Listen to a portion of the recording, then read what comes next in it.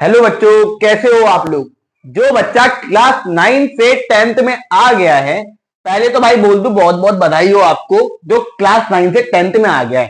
क्योंकि भाई सुन लो, क्लास 9 आपकी होती है टफेस्ट क्लास। क्लास 9 और क्लास 11th क्या होती है, आपकी टफेस्ट क्लास होती है। लेकिन बच्चों को लगता है क्लास 10th में आ गए, अब आपका क्या होने वाला है, बोर्ड एग्जाम होगा। बच्चों को इस चीज का बड़ा डर लगता है। किस चीज का? कि भैया इस बार होगा हमारा बोर्ड। क्लास 9 और क्लास 11 कैसे टफ है हमारे लिए। भाई इस साल हमारा बोर्ड है तो बोर्ड सबसे ज्यादा टफ होगा ना। तो बिल्कुल बात आपने बिल्कुल सही करी है। बोर्ड आपका क्या है, टफेस्ट होता है। जो कि आप अपने सीनियर से भी पूछ सकते हैं कि भैया हमें बताइए कि आपका बोर्ड का एग्जाम कैसे आया था, कि 9th में आपने ज्यादा स्कोर करा था कि क्लास 10th में आपका ज्यादा स्कोर होगा। तो साफ सीधी बात बता दूं भाई, भाई अगर आप क्लास 9th में हैं, अगर आप क्लास 9th में और क्लास 9th में आपने मान लो 70% स्कोर करा था, 70% स्कोर करा था, तो समझ लो क्लास 10th में आके आपकी परसेंटेज ज्यादा 60% रह जाएगी। मैं बता दूं क्योंकि भाई सुन लो क्लास 9th में क्या है, आपका सिलेबस रहता है हाँ लिमिटेड मतलब आपको दे दी जाएगी बुक्स। ठीक है, अब बुक में क्या है, जितने क्वेश्चन है भाई, बहुत ज्यादा स्कूल, जो बहुत सारे स्कूल हैं वो क्या करते हैं, जो बुक दे रखी है एनसीईआरटी की उसी में से क्या करते हैं, क्वेश्चन बना के दे देते हैं। ठीक है, उसी में से क्वेश्चन बना के दे देते हैं, वो ज्यादा मत्था नहीं मारते। पर क्लास टेंथ में क्या होता है, बोर्ड का एग्जाम होता है। वो सीबीएसई कंडक्ट करवाता है, तो क्लास 9 का एग्जाम कभी सीबीएसई कंडक्ट नहीं करवाता, पहले बता दूं।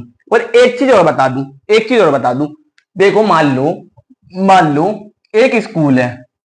ठीक है, तो एक स्कूल में क्लास 9 का पेपर बनाने वाला मैथ्स का क्या होगा, एक ही टीचर होगा। ठीक है, एक ही टीचर होगा या दो टीचर होंगे। ठीक है, एक टीचर होगा या दो टीचर होंगे, उनके पास एनसीईआरटी की बुक है, एनसीईआरटी की बुक में से ये क्वेश्चन दे दो, ये क्वेश्चन दो, हल्का बहुत चेंज कर देंगे। लेकिन क्लास टेंथ के अंदर, ठीक है, कम से कम दसियों हजार स्कूल आते हैं। दसियों हजार क्या भाई, कम बता रहा हूं, दसियों हजार क्या, 1 लाख स्कूल आते हैं। अब उसमें क्लास 9 के कितने टीचर होंगे, 1 लाख स्कूल है तो मान लो 10 लाख टीचर होंगे। अब भाई सबका माइंडसेट क्या होगा, अलग अलग होगा। इनका माइंडसेट तो समझ में आ जाएगा भाई, एक का माइंडसेट समझ में आ गया भाई, इसका माइंडसेट ऐसे है।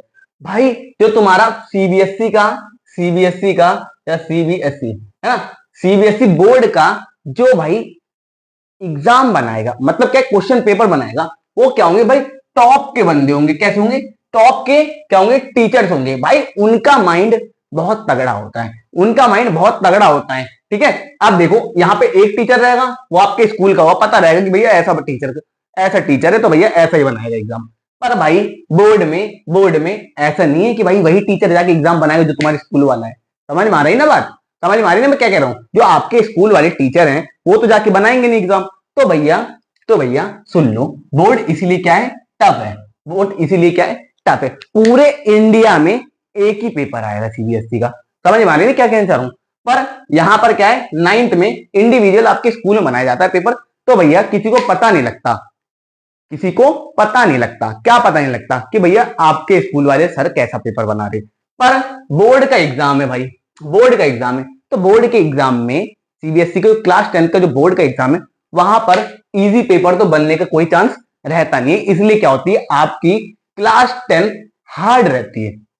अब सुन लो, जो बच्चा क्लास 9 से 10th में आया है, ठीक है, उसके लिए क्या है, ये वीडियो सबसे ज्यादा इंपॉर्टेंट है। ठीक है, उसके लिए क्या है, ये वीडियो बहुत ज्यादा इंपॉर्टेंट है। जो अब देखो 9th में क्या था, आपके पास सिलेबस लिमिटेड था और उसी में से क्वेश्चन उठ के आ जाते थे भाई। साफ सीधी बात ऐसी है।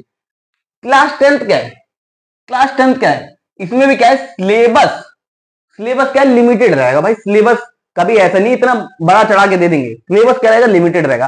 पर क्वेश्चन पूछने का जो तरीका रहेगा, वो बिल्कुल चेंज हो जाएगा, वो बिल्कुल कॉन्सेप्ट बेस पे चला जाएगा। ठीक है, अब जैसे मान लो कोई इंसान सीधा जा रहा था, ठीक है, कोई इंसान सीधा जा रहा था, ठीक है, क्लास 9th में जो बच्चा है ना, तो सर क्या पूछेंगे, कोई इंसान सीधा जा रहा था तो यहां से यहां तक की उसकी लेंथ क्या होगी, भाई साहब बता देगी, जितना वो चला, मान लो जितना वो चला उतनी उसकी क्या हो गई, क्या वॉकिंग डिस्टेंस हो गई, ठीक है, मान लो वो 2 किलोमीटर चला, ठीक है, पर क्लास 10th में आ गए आप, एग्जाम्पल दे रहा हूं, क्लास 10th में आ गए आप, तो भैया तो सीबीएसई बोर्ड वाले आपसे क्या पूछेंगे, भाई 2 किलोमीटर चला तो चला, पर डायरेक्शन कौन सी है भाई, और कौन सी स्पीड से चला, समझ रहे हो, उसका क्या हुआ, यहां पे क्या है, कॉन्सेप्ट लगा दिया, ठीक है, डायरेक्शन भी बताओ, स्पीड भी बताओ, है ना, तो मतलब समझ रहे हो ना, मतलब समझ रहे हो ना मैं क्या कहना चाह रहा हूं, कि भाई क्लास 10th आपकी रहेगा तो लिमिटेड सिलेबस, पर जो कॉन्सेप्ट है वो बहुत तगड़ा हो जाएगा, कॉन्सेप्ट क्या हो जाएगा, बहुत तगड़ा हो जाएगा, कॉन्सेप्ट मतलब डीप में चला जाएगा, बिल्कुल डीप से पूछ लेगा आपसे क्वेश्चन, समझ में आया ना क्या कहना चाह रहा हूं, डीप से पूछ लेगा, ठीक है।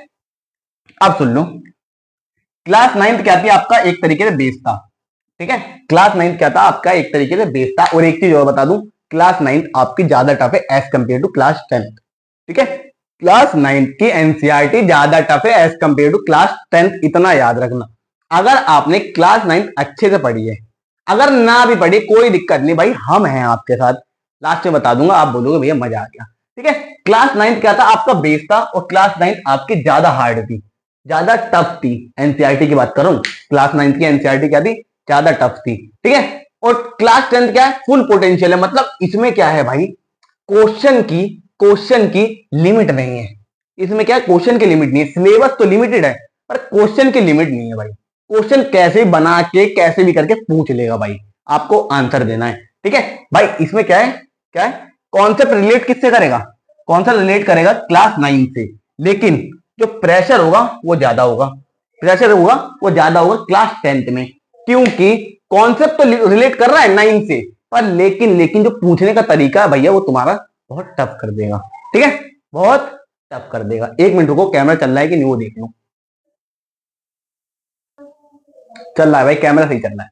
पहले बता दूं, जो क्लास 10th के बच्चे जो क्लास 10th में आ जाते हैं उन्हें लगता है भाई बोर्ड का एग्जाम है, ठीक है, वो बहुत हल्के में लग जाते हैं, बहुत क्या लेने लग जाते हैं, हल्के में लग जाते हैं, भाई बोर्ड का एग्जाम है यार, अभी बहुत टाइम है यार, बोर्ड कहाँ है यार, उससे बीच में तो कोई एग्जाम मायने रखता नहीं है भाई, प्रैक्टिकल होंगे ज्यादा से ज्यादा, प्रैक्टिकल भाई अच्छे से देना है ना, और कॉपी के तो नंबर मिलेंगे भाई, स्कूल से 20 में से 19 तो मिलने ही है, 20 में से 19 तो मिलने, इसकी तो कोई टेंशन लेनी नहीं है ना। बोर्ड तो भैया आखिरी में होगा, फरवरी मार्च में होगा, यही आपकी सबसे बड़ी गलती है, यही क्या है, क्लास 10th में आने के बाद सबसे बड़ी गलती क्या है, यही है, ठीक है, सबसे बड़ी गलती क्या है, यही है सॉरी। अब सुन लो, आप क्या है, सॉरी, क्लास 10th में आ गए यार, 10th में आ गए तो मतलब क्या है, आपको अब मेहनत क्या करनी है, 9वीं से डबल करनी है, जो 9th में आपने मेहनत जितनी करी थी उससे डबल करनी पड़ेगी, तभी आपको क्या होगा, कॉन्सेप्ट समझ में आएंगे, इतना बता दूं, है ना, उतना बता दूं, ठीक है। उसके बाद आपको क्या रखनी है, कंसिस्टेंसी रखनी है, ठीक है, कंसिस्टेंसी रखनी है, जब तक आपका बोर्ड का एग्जाम खत्म ना हो जाए, क्लास 9th में क्या होता था भाई, आपको प्रमोट कर दिया जाता था, ठीक है, लेकिन क्लास 10th में भाई अब नहीं पता कौन सा एग्जामिनर, है ना, कॉपी चेक कर रहा है, ठीक है, अब भाई वो प्रमोट नहीं करते क्लास 10th वाले, ठीक है, जो बोर्ड्स के भाई टीचर होते हैं वो प्रमोट नहीं करते जल्दी, भाई 4 लोग चेक करते हैं कॉपी, पर क्लास 9th में क्या होता है, आपको प्रमोशन मिल जाता था, पर क्लास 10th में ऐसा कहीं भी चांस नहीं है, और क्लास 12th वालों के साथ सीन यही होता है, क्लास 11th में और क्लास 9th में बच्चे, भाई देखो टीचर को पता है बच्चा कैसा है, अगर बच्चा अच्छा है तो भाई 2-3 मार्क्स दे के भाई पास कर देता है, अरे यार शैतान तो नहीं था यार, बच्चा शैतान तो नहीं था, चलो इसे पास कर देते हैं यार, 2-3 नंबर से तो रह रहा है, क्यों फेल करें, क्यों इसका साल बर्बाद करें, ऐसा होता था।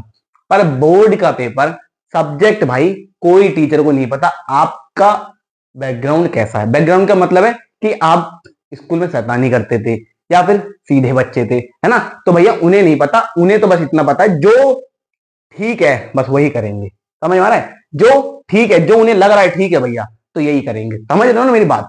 तो आपको क्या करना है, पहले तो इसे हल्के में नहीं लेना, और डेली क्या करनी है, कंसिस्टेंसी से 2 घंटे 2 घंटे 2 घंटे 2 घंटे आपको आपको जो आपका वीक सब्जेक्ट है उसे देने हैं, ठीक है। 2 घंटे मान के चलो आपको वीक सब्जेक्ट को देने, ठीक है, वीक सब्जेक्ट को देने। क्योंकि देखो भाई, अगर आप 2 घंटे नहीं दोगे फिर आपके माइंड में क्या आएगा लास्ट टाइम पे, क्लास 10th वाले के बच्चों की बात करो, फिर भाई आप यूट्यूब पे देखोगे, अरे यार भाई माइंड मैप कहाँ है, ठीक है, प्रीवियस ईयर क्वेश्चन पेपर कहाँ है, ये कहाँ है, वो कहाँ है, भैया घबराते रहोगे और आपको आएगा कुछ भी समझ में नहीं। पूछो क्यों?